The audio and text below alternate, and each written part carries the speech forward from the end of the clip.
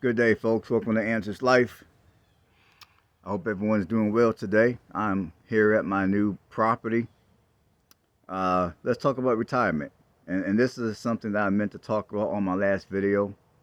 I don't know what I'm going to title this video, but I decided to talk about something a little different. I got carried away, but on this video, we're going to talk about retirement. I mean, with a lot of people wanting to quit their 9 to 5 and reclaim their life and do what we want to do outside of a 9 to 5, especially if you're in your 40s and 50s and older. There's even people in their 20s that are they claim they're tired of working, and half of them never even really worked before. But I digress.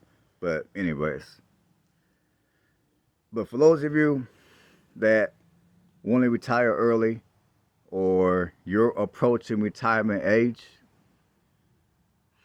I would say at the bare minimum, and this can always change, and nothing that I say is 100 proof, and this is not financial advice, but I would say at the bare minimum, what one would need in order to be able to retire is a paid off house, b as far as how much money you need in retirement, I don't want to give you guys a number, because how much money you need in your retirement, it depends on a lot of factors. It depends on what part of the country that you reside in, or what part of the country you're going to reside in. It depends on whether you're going to stay here in the States or you're going to move somewhere overseas. It also depends on, whether you're just by yourself or you have a significant other or you're looking out after other people. I mean, so I don't want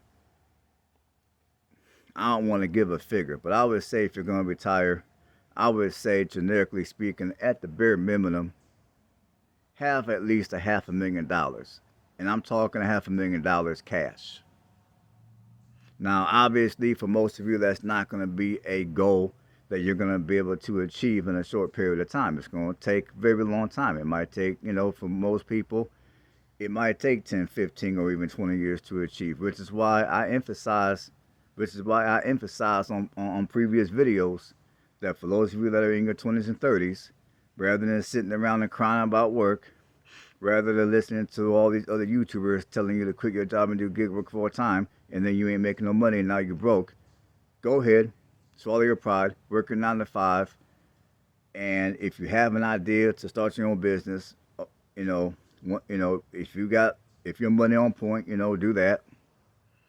But until then, swallow your pride, work your 9 to 5, stack up money, work 60 hours a week, and live like a broke college student, and run that bag way up. And this is the reason why I encourage people who are in their 20s and 30s to do it. Because that way, when you get to be my age, around your 40s, or you get into your 50s, you can let off the gas a little bit. You may not be able to retire altogether, but you can at least let off the gas a little bit. Rather than working 60 hours a week just to survive, you can work 40 hours a week.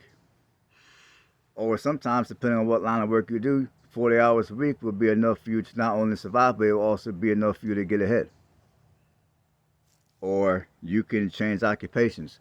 Like if you're working an occupation that's stressful, but you are in it because it pays a lot of money, you can get out of that occupation and you can get into another occupation that's not as stressful. So, but yeah, these are the reasons why I encourage younger people to run that bag way up.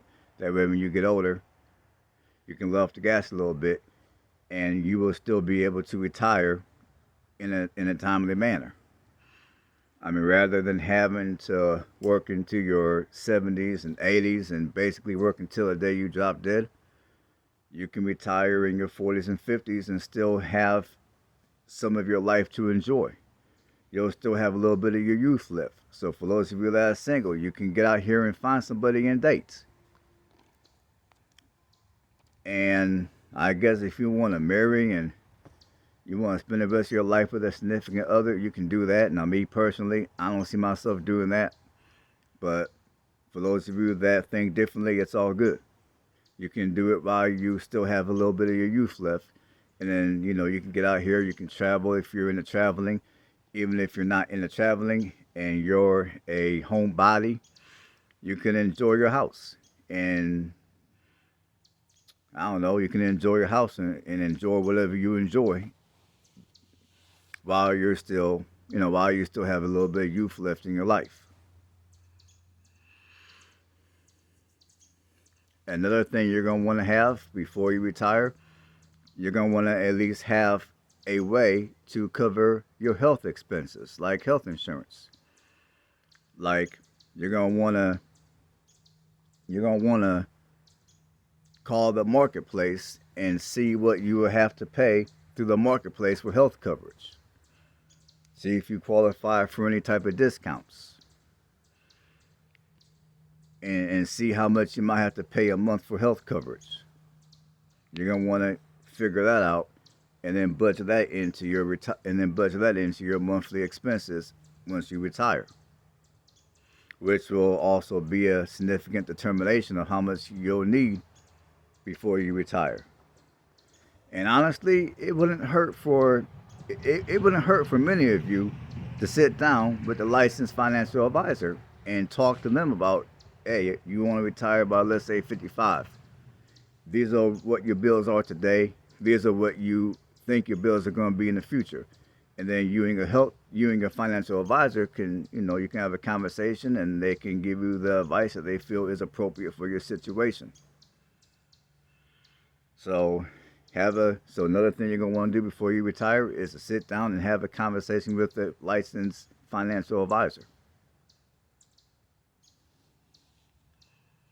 And let's see what else. Obviously, if you have any type of other debt like credit card debt, auto loans, student loans, you're going to want to go ahead and pay all that off completely. That way when you retire, you have no debt. And again, I would encourage you to pay off your home as well before you retire. Even if you think or you're going to sell your home and you're going to move elsewhere, I would still encourage you to pay off your home before you retire anyway, because you don't know how long it may take for you to sell your home. You don't know how much money you'll get from your home, on whether it may even be enough to pay off the mortgage or not. And there's always a slight possibility that something might happen and you might change your mind and you might have to or want to stay in that house.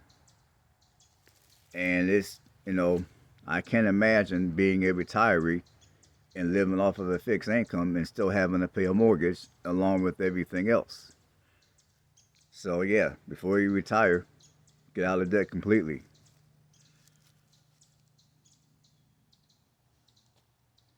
And well, those are just the basics that I feel that everybody ought to have under their belt before they retire. So I'm going to end it right here. I thank every one of you guys for tuning in and watching another episode of Andrew's Life. Everybody stay blessed. I'll catch you all in the next one. Well, those scissors I had before, they didn't quite work too well, so I ended up going to Dollar General in the area, and I purchased me one of these little cheap utility knives for $1.30. So $1.30. And these knives work pretty good. They work a lot better than them scissors I had, which I pay a lot more money for. So FYI for those of you that are doing a home renovation project and you gotta cut some carpet up like I'm doing right now.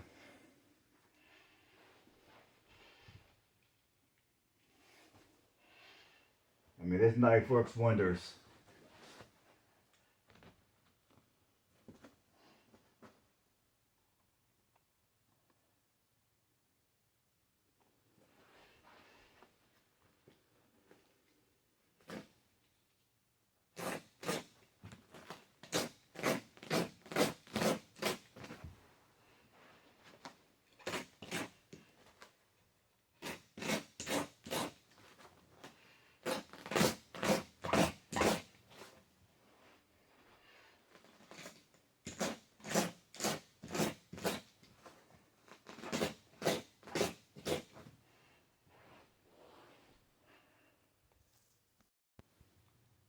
Alright people, I'm just about done for the day.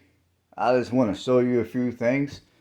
For those of you that never renovated a home, hopefully you can learn something from this. It's not hard, it's not rocket science, but still. Now I got this room right here, and whenever I enter in a room like this to pull up carpet, like in this case, I got it cut in 3 different sections. That way when I roll it up to throw it out in the dumpster, the piles are small, they're manageable, and they're easy for me to carry and throw because I am doing this project by myself. Now, let me show you guys everything else so far. Now, the light in this hall is burnt out, so sorry.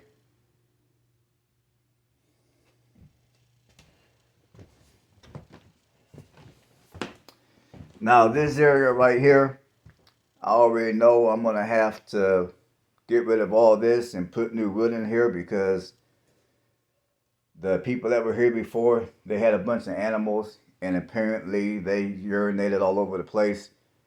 So they totally ruined this to the point where the wood is damaged. So I'm about to cut all this out and put some new wood in there at some point.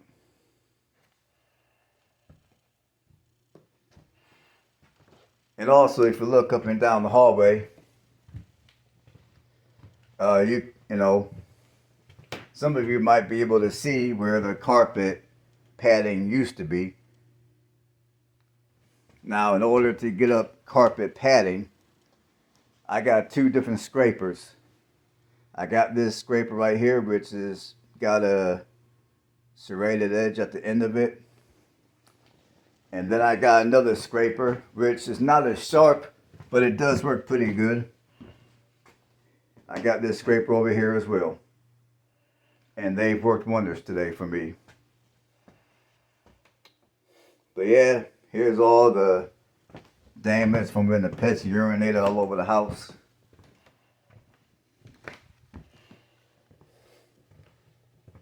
And I'm still going to go ahead and sand all this down to the wood, but I'll already know if I do. Now this room, it's not too bad.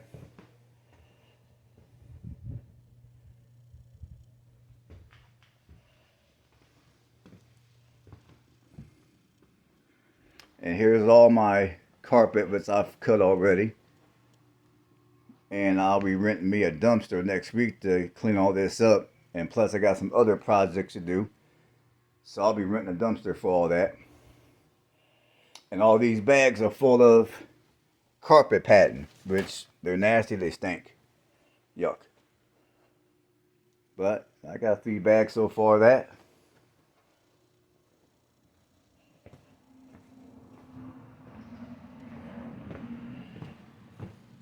For all these dark stains that you guys see, those are all spots to where at some point the pets that the previous owners used to have urinated. Now even when I sand this down, those spots are not going to go away. They're going to still be very much visible. So most likely I'm going to be putting some sort of hard flooring on top of this, on top of the hardwood. I don't know exactly what I'm going to use. I'm still, I got to shop around and price everything and see what's the most practical for my purposes. But just due to all the urine spots, to all them dark spots you see, that's all urine. So due to all these different spots, I'm going to most likely put something on top of this hard floor. That way, I'm not going to have to look at all this after I sand it down.